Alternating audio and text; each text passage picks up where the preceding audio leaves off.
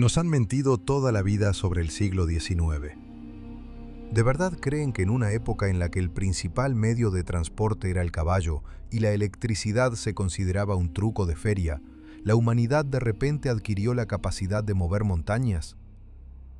Miramos las fotografías en blanco y negro y asentimos obedientemente, aceptando la versión oficial de la historia. Pero basta con encender el pensamiento crítico por un segundo. Basta con tomar una calculadora para que todo el castillo de naipes de la ciencia académica empiece a desmoronarse. Hoy analizaremos uno de los engaños más grandiosos en la historia de la humanidad. Se hablará de un objeto que cambió el mapa geopolítico del mundo y se convirtió en la causa de guerras interminables y maquinaciones financieras. El Canal de Suez. Nos dicen que lo excavaron campesinos egipcios con azadas y cestas de mimbre. Nos dicen que es un triunfo de la ingeniería francesa de mediados del siglo XIX. Pero les diré algo que les pondrá los pelos de punta. El Canal de Suez no fue construido. Simplemente fue desenterrado. Dejemos de lado los libros de texto escolares y veamos los hechos desnudos. La fecha oficial de inicio de las obras es 1859. La finalización, 1869. 10 años. La longitud del canal es de 160 kilómetros. El ancho en la superficie del agua es de hasta 350 metros y la profundidad de 20 metros. ¿Se imaginan ustedes este volumen? Las fuentes oficiales se contradicen, pero incluso según los cálculos más modestos, el volumen de tierra extraída ascendió a 75 millones de metros cúbicos de arena y piedra. 75 millones. Intenten comprender esta cifra. Si se cargara esta arena en vagones de ferrocarril estándar, el tren daría la vuelta al globo por el Ecuador varias veces. Y nos proponen creer que todo esto se hizo manualmente. Sin maquinaria pesada, sin cintas transportadoras, en condiciones de desierto absoluto, donde no hay agua, ni comida, ni refugio del sol abrasador. Los historiadores afirman que en la construcción trabajaron 1,5 millones de personas. 1,5 millones de feyas que fueron llevados allí por la fuerza. Bien, supongamos. Pero ¿dónde están los rastros de su estancia? ¿Dónde están los barracones para 1,5 millones de personas? ¿Dónde están las montañas de basura, cerámica, restos de herramientas? Cualquier construcción, incluso la más primitiva, deja tras de sí una capa cultural. Aquí, sin embargo, hay una limpieza estéril. Pero lo más terrible ni siquiera es eso. Lo más terrible es la logística. Una persona necesita un mínimo de 3 litros de agua al día para simplemente no morir en el desierto realizando un trabajo físico pesado. Multipliquen 1,5 millones por 3. 4,5 millones de litros de agua dulce diariamente. Cada día, durante 10 años. ¿Cómo transportaban esta agua? ¿En camellos? ¿En odres? La fuente de agua dulce más cercana es el Nilo, pero se encuentra a cientos de kilómetros. Nos dicen que para esto excavaron un canal de agua dulce especial, el Ismailia. Pero he aquí el problema. Lo terminaron de excavar solo para el 1863. ¿Y cómo vivieron y trabajaron los primeros 4 años? ¿Bebieron arena? Echemos un vistazo a las fotografías de esa época. Esto es, quizás, la prueba más fuerte de la mentira. En la época de la construcción del canal, la fotografía ya estaba suficientemente desarrollada como para capturar el proceso. ¿Y qué vemos en las imágenes? Vemos una superficie de agua larga, perfectamente lisa. Vemos barcos navegando tranquilamente por el canal, pero prácticamente no vemos el proceso mismo de la grandiosa construcción. ¿Dónde están esos hormigueros de gente? ¿Dónde están los miles de carretas? En las raras imágenes que nos presentan como construcción, vemos a varias decenas de personas hurgando perezosamente en la arena con el telón de fondo de un lecho gigantesco ya terminado. No parecen constructores creando una estructura megalítica, sino arqueólogos despejando acumulaciones. Parecen desconcertados ante la magnitud que se les atribuye. Presten atención a las orillas. Cuando excavan una zanja, ¿dónde ponen la tierra? Correcto, la arrojan a la orilla, formando un terraplén. Pero en las imágenes del Canal de Suez, las orillas son planas. No hay ningún montón de tierra correspondiente a 75 millones de metros cúbicos. ¿A dónde fue la arena? ¿Se evaporó? ¿O alguien lo retiró cuidadosamente? ¿Pero a dónde? ¿Y en qué? La versión oficial dice que la tierra se transportaba en camellos y asnos. ¿Hablan en serio? Imaginen una caravana capaz de transportar 75 millones de metros cúbicos. Esto es un absurdo matemático. Incluso si cada habitante de Egipto de aquella época, incluyendo bebés y ancianos, hubiera tomado una cesta, no habrían podido con tal volumen en 10 años. Esto es físicamente imposible. Además, el fondo del canal en algunos lugares no es simplemente arena, sino rocas calizas duras. Había que picarlas. ¿Con qué? Con picos. El dinamita a escala industrial todavía no se utilizaba tan virtuosamente entonces y no hay rastros de trabajos de voladura en las fotos antiguas. Las paredes del canal son perfectamente lisas, como si hubieran sido cortadas por un láser gigante o una fresadora, una tecnología que ni siquiera tenemos hoy. Y aquí llegamos a la pregunta principal que los historiadores evitan cuidadosamente. ¿Quién diseñó realmente esta maravilla? ¿Ferdinand de Lesseps? ¿Un diplomático francés que no tenía ninguna formación en ingeniería? Nos dicen que simplemente poseía el don de la persuasión y logró recaudar dinero. ¿Pero quién hizo los cálculos? ¿Dónde están los planos? ¿Dónde están los complejos esquemas hidráulicos de esclusas y desniveles? No existen, o no nos los muestran. Da la impresión de que de Lesseps y su equipo llegaron a un lugar ya preparado. Sabían dónde excavar. Más precisamente, sabían dónde simplemente debían retirar la arena arrastrada por el viento para abrir una antigua arteria creada por una civilización que nos superaba en nivel de desarrollo. Miren los mapas antiguos. En los mapas de los siglos XVII y XVIII, mucho antes de la construcción oficial, en este lugar ya se indicaba un estrecho. A veces es intermitente, a veces caudaloso. Los cartógrafos del pasado no eran idiotas, dibujaban lo que veían. El canal existía. Fue cubierto por la arena durante una catástrofe global desconocida para nosotros, el mismo evento que cubrió los primeros pisos de edificios en todo el mundo con arcilla y limo. El mismo evento que borró del mapa las ciudades de Tartaria. El Canal de Suez no es una nueva construcción del siglo XIX. Es un legado del mundo antediluviano que los nuevos dueños de la vida simplemente se apropiaron, inventando un cuento sobre millones de campesinos con cestas. Pero si esto es así, surge una pregunta aún más aterradora. ¿Por qué era necesaria esta mistificación? ¿Por qué no se podía decir la verdad? Encontramos un canal antiguo y lo restauramos.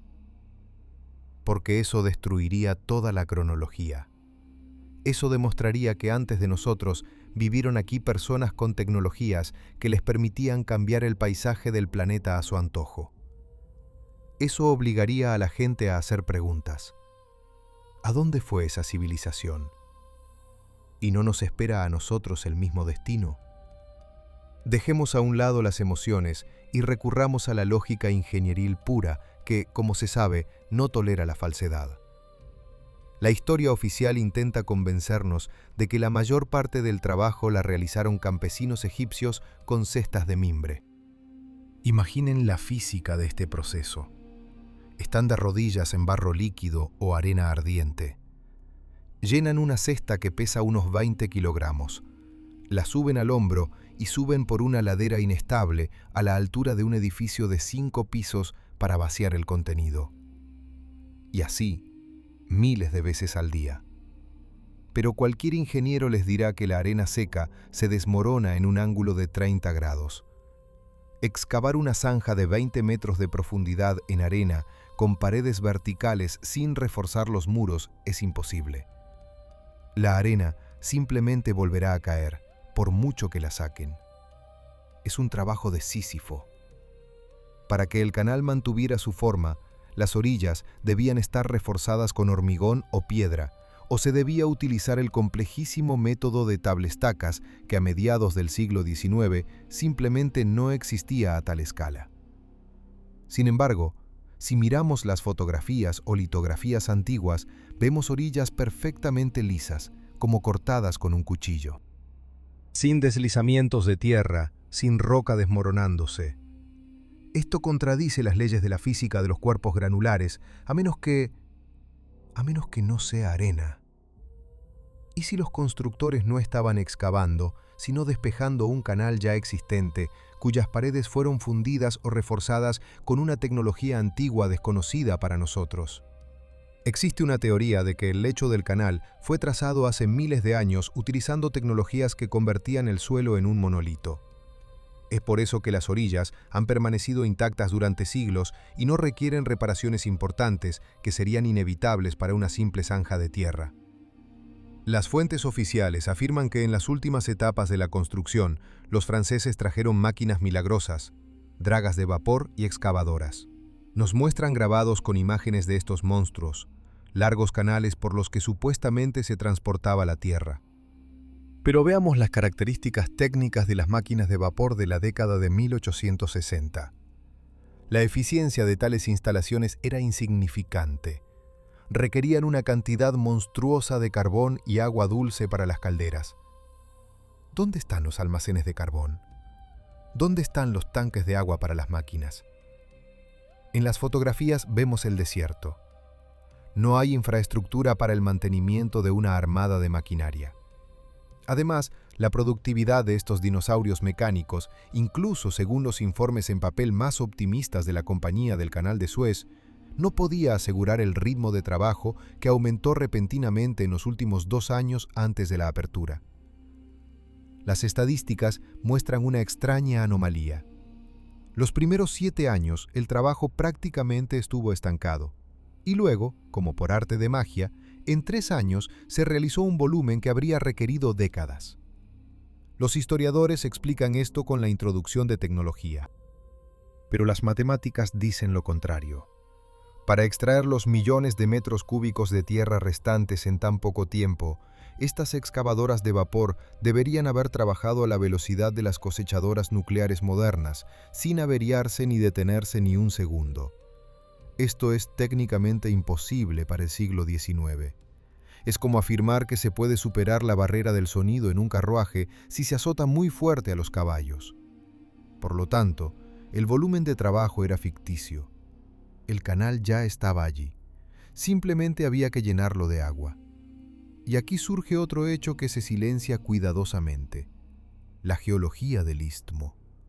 Nos hablan de arena, pero los mapas geológicos muestran que en el camino del canal se encuentran crestas rocosas de piedra caliza y yeso, especialmente en la zona del umbral de El Jisr y Serapeum.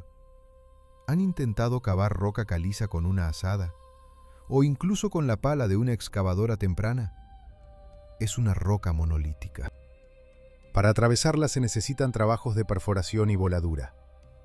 ¿Dónde están los registros de la compra de cientos de toneladas de explosivos? ¿Dónde las menciones de miles de dinamiteros? No existen. Solo hay vagas menciones de corte manual. Cortar manualmente un paso en la roca de 100 metros de ancho y 20 metros de profundidad, eso es un trabajo para una civilización de gigantes, no para felás exhaustos. Si observamos las imágenes satelitales de estas áreas hoy, se ve que el corte en la roca tiene rastros de procesamiento mecánico, pero no caótico como el de las explosiones, sino liso, como si la roca hubiera sido cortada como mantequilla. Hay otro punto que derriba la versión oficial. Los llamados lagos amargos son parte del canal. Nos dicen que eran depresiones salinas secas que se llenaron de agua. Pero la hidrología de estos lagos indica que siempre fueron parte de un sistema hídrico unificado que conectaba los mares. El fondo de estos lagos tiene un relieve complejo que recuerda a los canales artificiales. ¿Quién y cuándo los trazó? ¿Acaso la naturaleza creó accidentalmente un canal navegable perfecto de la profundidad necesaria en el fondo de un lago seco? Esto es absurdo. Nos encontramos con que todo el proyecto del Canal de Suez no es una construcción, sino una restauración. Es una operación arqueológica global, disfrazada de hazaña de ingeniería del siglo. De Lesseps no fue un ingeniero brillante, fue un guardián de un secreto. Le entregaron mapas de un mundo que existió antes de la catástrofe. Recuerden cómo el mundo se contagió repentinamente de egiptología precisamente en el siglo XIX. Napoleón arrastró a Egipto a todo un ejército de científicos y artistas. ¿Para qué? No solo por las pirámides, que simplemente se pueden mirar. Buscaban algo específico. Buscaban comunicaciones. Antiguas arterias de transporte que pudieran ser reanimadas para obtener el control del comercio mundial. Suez es la clave. Quien controla el paso de Europa a Asia, controla el mundo. Y para apropiarse de esta clave, era necesario borrar la memoria de sus verdaderos creadores. Era necesario convencer a la humanidad de que antes del siglo XIX, aquí solo había un desierto salvaje y nómadas. Pero los artefactos gritan lo contrario. Los trabajadores se encontraban constantemente con hallazgos extraños. En los informes de los ingenieros aparecen menciones de antiguos cementerios, restos de muros y cerámica encontrados a decenas de metros de profundidad bajo la arena. ¿Cómo llegó la cerámica a una profundidad de 20 metros? Esto solo es posible en un caso: si esta capa de tierra se depositó instantáneamente como resultado de un gigantesco flujo de agua y barro. Volvemos de nuevo al tema del diluvio, el cataclismo de arcilla que reformateó la superficie del planeta muy recientemente. El Istmo de Suez es la escena de un crimen donde las pruebas están a la vista de todos. La ciencia oficial lo llama capa cultural, pero la capa cultural se acumula milímetros al año y no cubre ciudades y canales con una capa de arcilla de varios metros. Lo que se desenterró bajo la apariencia de canal es parte de la infraestructura antediluviana. Quizás el mismo sistema global único que incluía fortalezas estelares y túneles subterráneos que atravesaban continentes. Si el aspecto técnico de la cuestión genera dudas, la historia financiera y demográfica de la construcción del Canal de Suez ya no son solo inconsistencias, es una confesión abierta. Como se dice, sigan el dinero y encontrarán la verdad. Nos cuentan una conmovedora historia de suscripción popular, de cómo los simples rentistas franceses aportaron sus ahorros para apoyar un gran sueño. Pero veamos las cifras. El capital inicial de la compañía ascendió a 200 millones de francos, una suma gigantesca para la época. Pero al finalizar las obras, los gastos superaron esta suma más del doble y alcanzaron casi 500 millones de francos. ¿De dónde salió esta diferencia? Egipto, siendo en ese momento formalmente parte del Imperio Otomano, fue literalmente saqueado. El gobernante de Egipto, Said Pasha, y luego su sucesor, Ismail Pasha, se vieron obligados no solo a proporcionar mano de obra gratuita, sino también a financiar la mayor parte del proyecto, contrayendo deudas monstruosas con los bancos europeos. Esta fue la primera operación en la historia moderna de subyugación global de un estado entero a través de un proyecto de infraestructura. Pero lo más interesante aquí es el comportamiento de Gran Bretaña. Durante toda la primera fase de la construcción, Londres estuvo categóricamente en contra del canal. Los ingenieros británicos, incluido el famoso Robert Stephenson, declararon públicamente que el proyecto era técnicamente inviable debido a la diferencia de niveles de los mares y los constantes arrastres de arena. Lo llamaron una estafa. El primer ministro Palmerston hizo todo lo posible para frustrar las obras. Y luego sucede lo inexplicable. En 1875, solo 6 años después de su apertura, Gran Bretaña compró repentinamente la participación mayoritaria en el canal al arruinado gobernante egipcio. La transacción se llevó a cabo a la velocidad del rayo. El dinero, 4 millones de libras esterlinas, lo proporcionó la casa bancaria Rothschild. ¿Por qué comprar una estafa técnicamente inviable por tanto dinero? La respuesta es simple. La inteligencia británica se dio cuenta de que los franceses no estaban construyendo, sino desenterrando. Cuando quedó claro que la antigua arteria realmente existía y funcionaba, Gran Bretaña no podía permitir que sus rivales controlaran la principal esclusa del planeta. No compraron acciones, compraron acceso a las tecnologías del viejo mundo. Ahora volvamos a la gente. La demografía es una ciencia precisa y no deja piedra sobre piedra del mito de 1,5 millones de trabajadores. La población total de Egipto a mediados del siglo XIX era, según diversas estimaciones, de 4 a 5 millones de personas, incluyendo mujeres, ancianos y niños. Si se lleva 1,5 millones de hombres en edad de trabajar a la construcción del siglo, ¿quién queda en los campos? ¿Quién cultiva el pan? ¿Quién alimenta al país? Con una extracción de mano de obra tan grande, en Egipto debería haber comenzado una hambruna total que habría diezmado a la población. Pero las crónicas de la época no registran una extinción masiva por hambre en esos años. Esto significa que ese 1,5 millones de trabajadores simplemente no existía. Esta cifra es una ficción, inventada para justificar los colosales presupuestos y el período de 10 años de construcción, que en realidad fue una operación de limpieza y desminado. Y aquí llegamos al sombrío tema de las víctimas. La historia oficial informa modestamente que durante la construcción murieron unas 120.000 personas.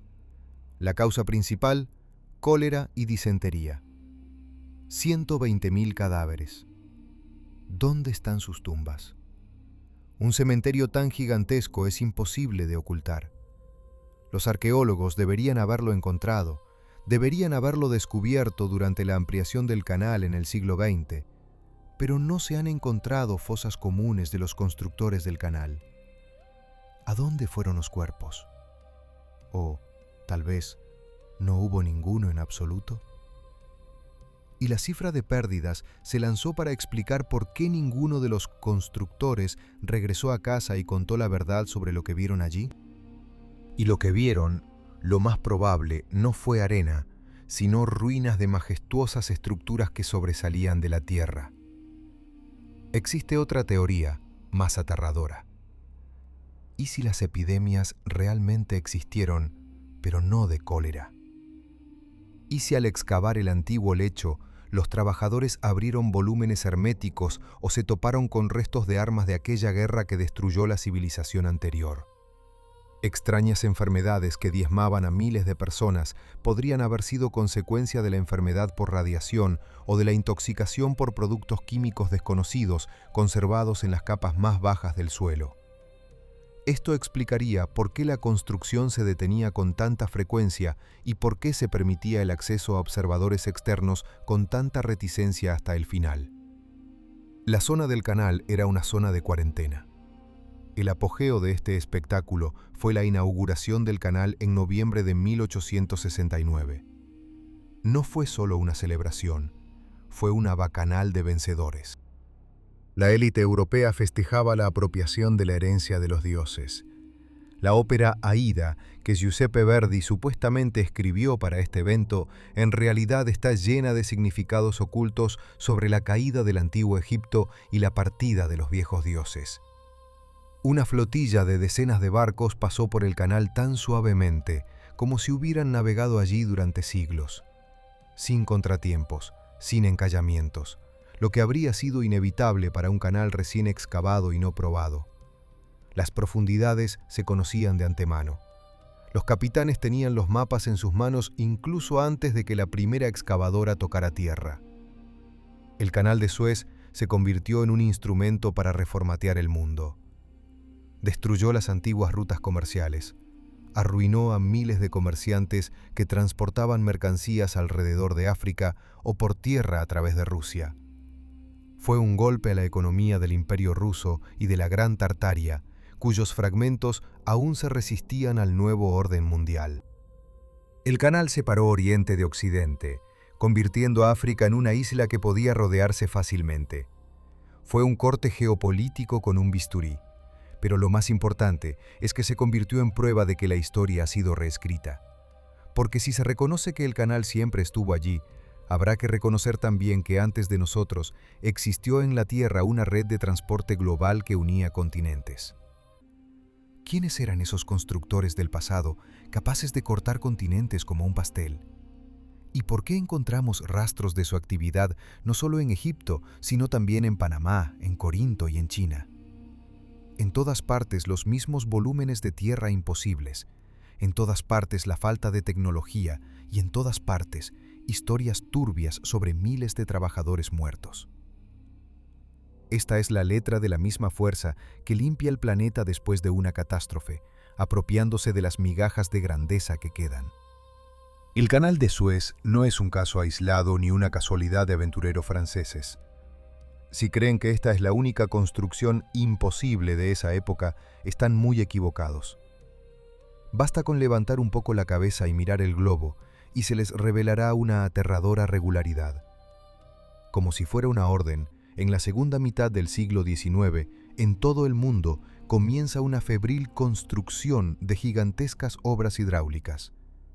El Canal de Panamá, el Canal de Corinto, la reconstrucción del Gran Canal de China, obras a gran escala en las vías fluviales de América del Norte y Rusia. En todas partes el mismo escenario.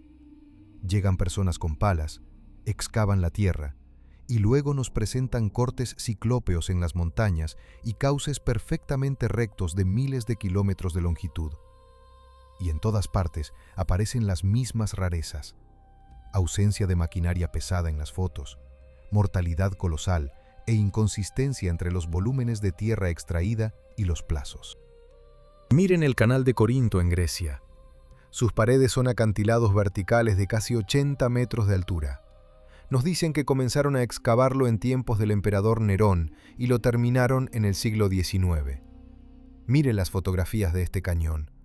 ¿De verdad creen que estas paredes perfectamente verticales en roca sólida fueron talladas con cinceles?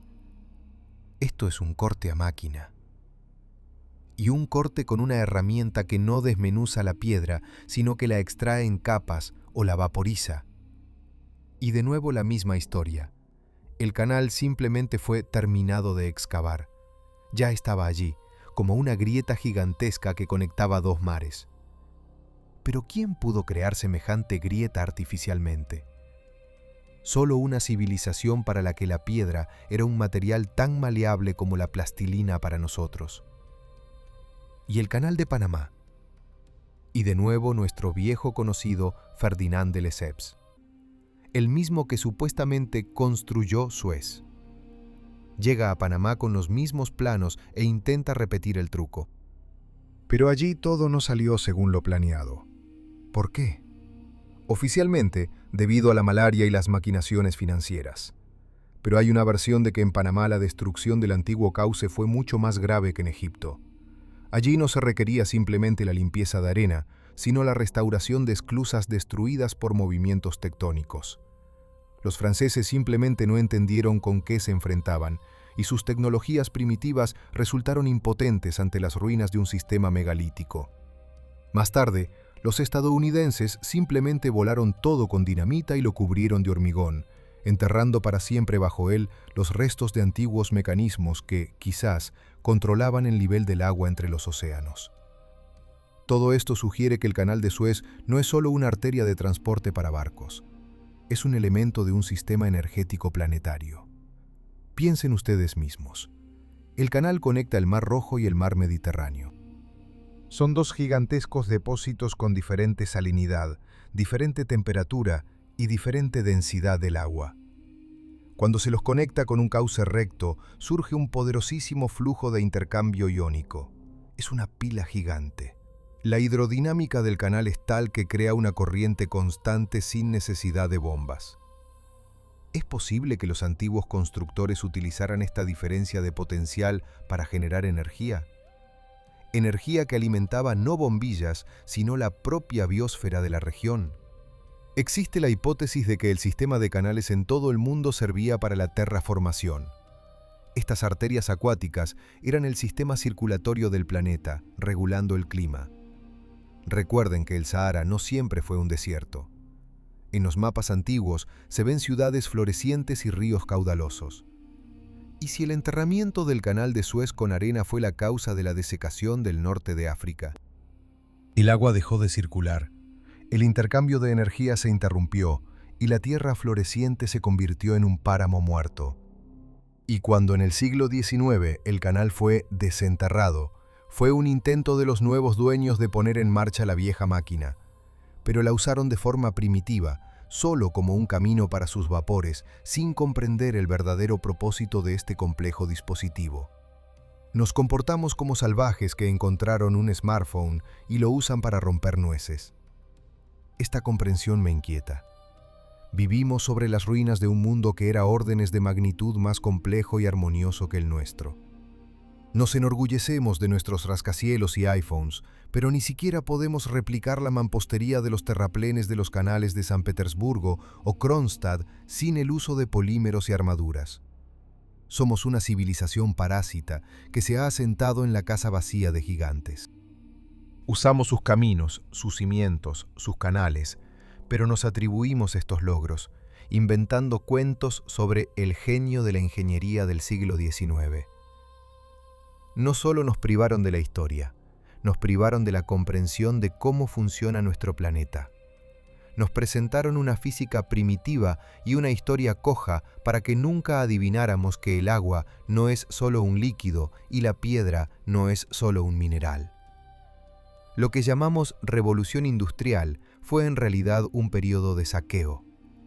Encontramos almacenes de tecnología supervivientes, encontramos planos y comenzamos a copiar lo que podíamos entender y a destruir lo que no podíamos entender. El canal de Suez es un monumento a nuestra ignorancia y al mismo tiempo la prueba más grande que indica que no somos los primeros aquí, y al parecer, no los más inteligentes.